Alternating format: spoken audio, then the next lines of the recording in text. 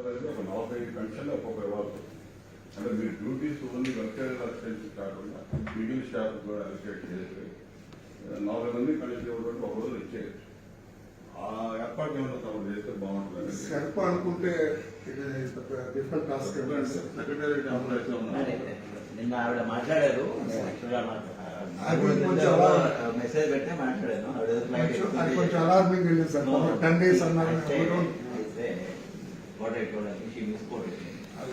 నేను నిన్న మార్నింగే కన్సల్ట్ అడిగాను.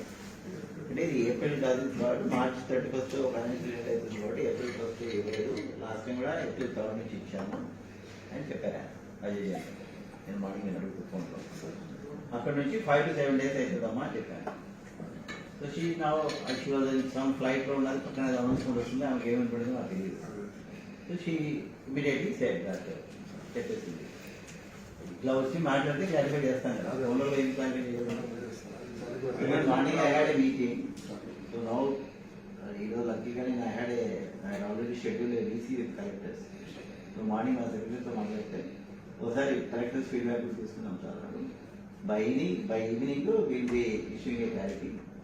ఎంత టైంలో చేస్తాము, ఏ అమౌంట్లో చేస్తాము.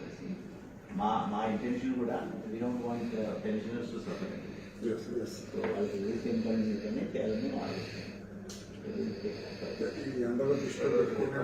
మేము ఏం చేయబోతున్నామో I inform the commission also. Commission కూడా ఇన్ఫార్మ్ చేయమని చెప్పాను. సీఓకి ఇన్ఫార్మ్ చేసి సీఓ ఆల్సో ఇన్ఫార్మ్. సో వాళ్ళకి ఏమైనా కామెంట్స్ ఉంటే ఫైనాన్షియల్ ప్రాబ్లమ్ అయితే లేదు. We will ensure that funds. Today is a bank holiday. Tomorrow finance secretary కూడా అడిగాను. ఫండ్స్ ప్రాబ్లమ్ రేపటి నుంచి మేము Tomorrow I think we will try to give the money. Draw చేస్తున్నారు. 3rd నుంచి స్టార్ట్. 3rd నుంచి 5th వరకు అయిపోతుంది.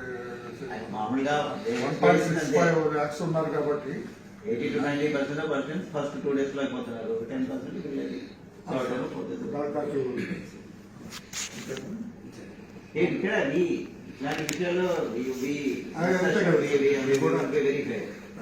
బెనిఫిషియరీస్ చూస్తారు.